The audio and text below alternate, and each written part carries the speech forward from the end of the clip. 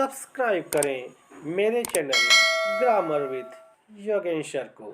मित्रों, आज मैं आपके लिए मनोविज्ञान के 20 ऐसे महत्वपूर्ण प्रश्न लेके आया हूँ जो आपकी टेट परीक्षा में आपको हमेशा एक कदम आगे रखेंगे। और इतना ही नहीं, बल्कि यह आपकी टेट परीक्षा के लिए रामबाण साबित होने वाले हैं।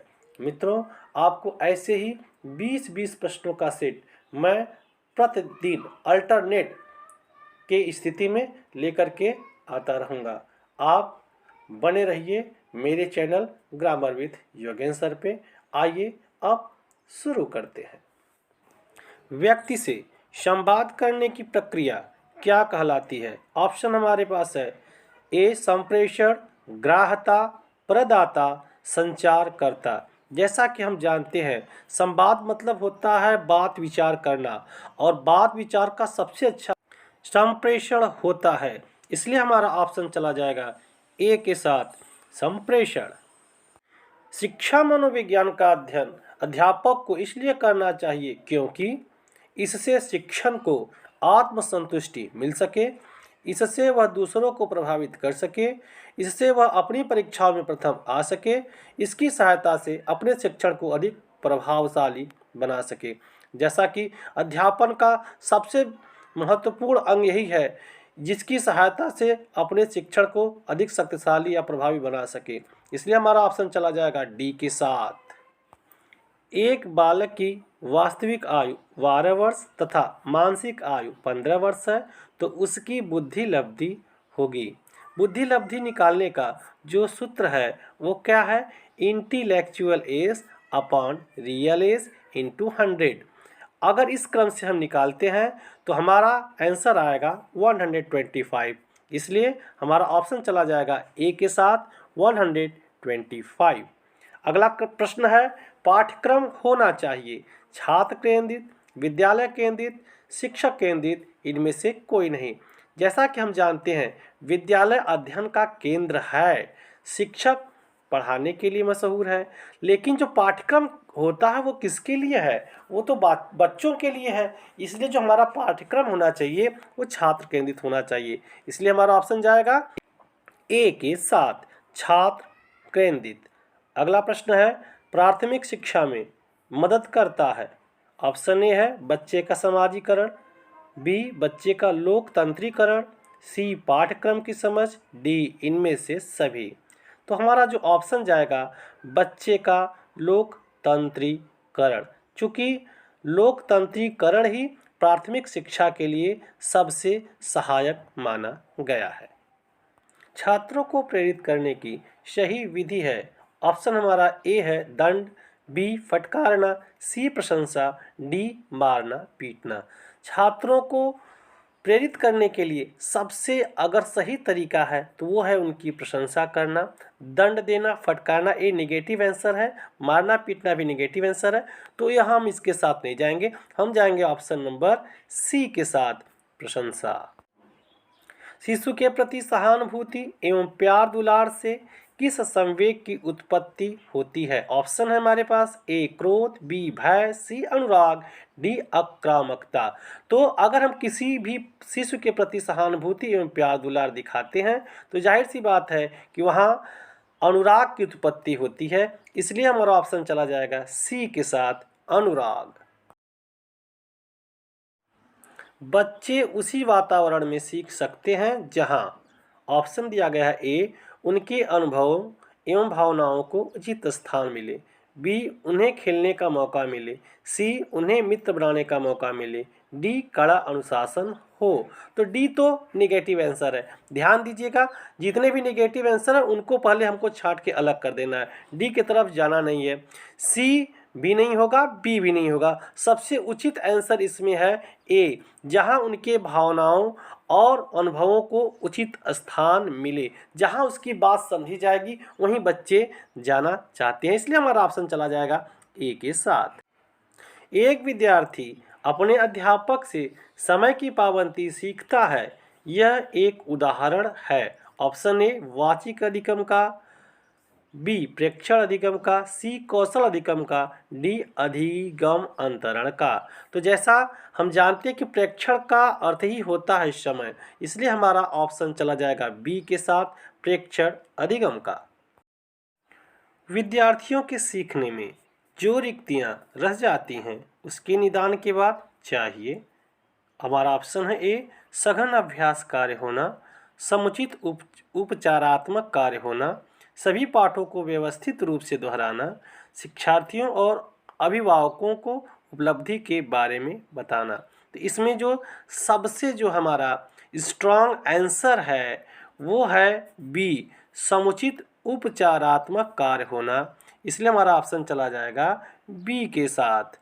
अगला प्रश्न हम लोग लेते हैं। एक शिक्षक बच्चे द्वारा की गई छोटी छोटी गलतियों पर क्रोध प्रकट करता है, यह इंगित करता है।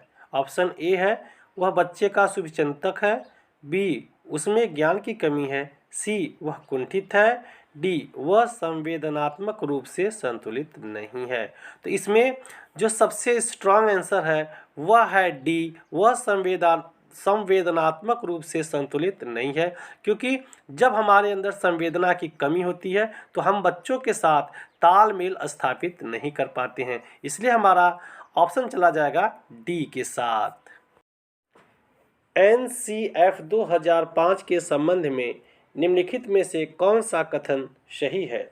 ऑप्शन ए है यह भारत की विद्यालयी शिक्षा के संबंध में एक संवैधानिक संशोधन है, बी यह NCERT द्वारा तैयार किया गया दस्तावेज है जो भारत की विद्यालय शिक्षा के संबंध में संस्तुतियाँ प्रस्तुत करता है, सी यह भारत में गुणात्मक शिक्षा के संबंध में यूनेस्को और भारत द्वारा हस्ताक्षरित दस्तावेज है। उसके बाद ऑप्शन डी है इनमें से कोई नहीं। तो आप ये जान लीजिए कि NCERT के द्वारा 2005 में यह एक तैयार किया गया दस्तावेज है जो वास्तव में विद्यालय संबंधित संस्तुतियों को और रिपोर्टों को प्रस्तुत करता है, इसलिए हमारा ऑप्शन चला जाएगा बी के साथ।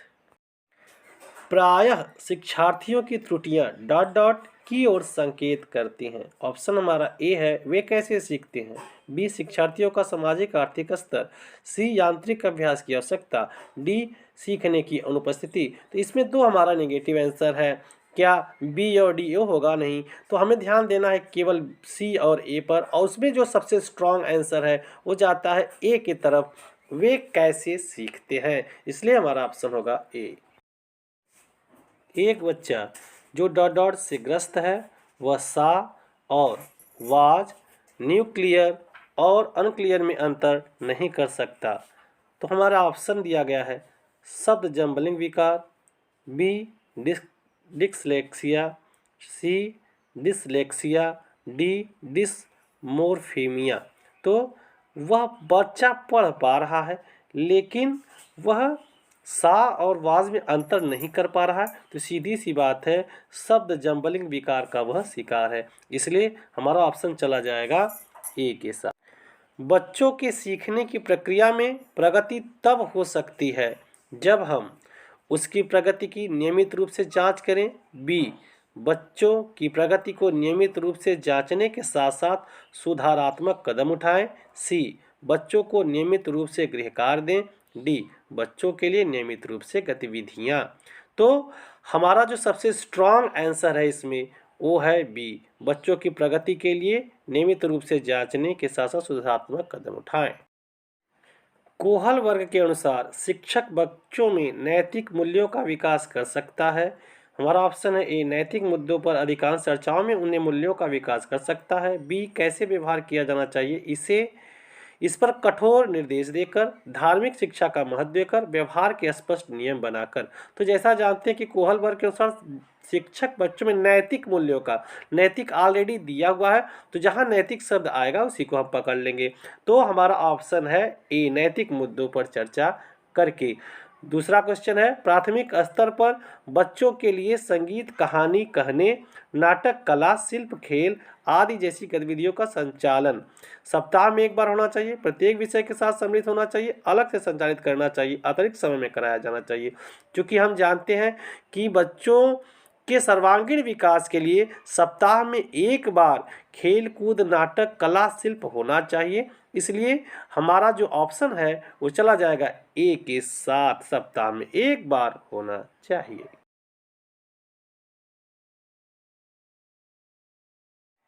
निम्नलिखित में से कौन सा सूक्ष्म गति कौशल का उदाहरण है? ऑप्शन हमारे पास ए है चढ़ना, बी फुदकना, सी दौड़ना, डी लिखना।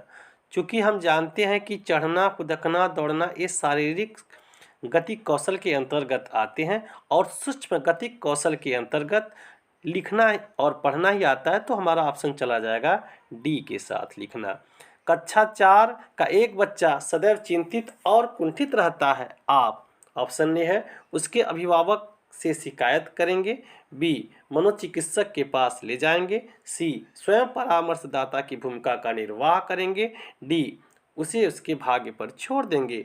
तो ये जो हमारा डी और ए ऑप्शन है वो नेगेटिव ऑप्शन है, उसको हम छोड़ देंगे। अब बचा हमारे पास बी और सी, तो इसमें देख लेंगे कि इन दोनों में सबसे स्ट्रॉन्ग आंसर कौन सा आपको लग रहा है। तो जाहिर सी बात है कि सबसे स्ट्रॉन्ग आंसर बी और सी में सी लग रहा है, इसलिए हमारा ऑप्शन हो जाएगा सी, स्वयं परामर्शदाता की भूमिका का निर्वाह करेंगे। पियाजे के अनुसार संज्ञानात्मक विकास के किस चरण पर बच्चा वस्तु स्थायित्व को प्रदर्शित करता है?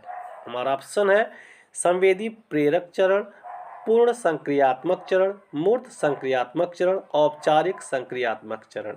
तो हमारा ऑप्शन चला जाएगा ए संवेदी प्रेरक चरण।